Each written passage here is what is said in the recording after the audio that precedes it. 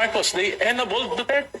Si Speaker Romualdez, Majority Leader, he enabled the war on drugs. Yung mga kasama natin na nagpa-prosecute ngayon kay Duterte, they enabled war on drugs. Ako po nakipaglaban.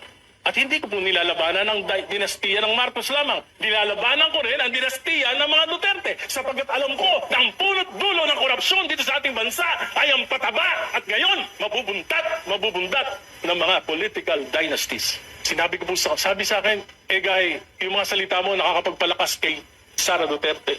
Sabi ko, mali yan, Secretary. Ang nagpapalakas kay Duterte ay ang patuloy ng mga palpak na polisiya ng Administrasyong Marcos. Tama. Sinabi magpapakulong December 15, nagpakulong ba kahit isa?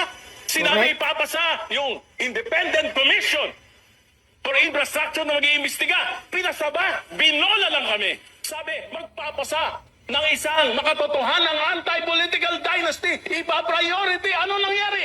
Sa halip na anti-political dynasty ang pinasa ng Committee on Suffrage and Electoral Reforms, ito po ay pro-political dynasties. Hindi lang magpapataba, magpapabundat pa sa mga dinastiya dito sa ating bansa.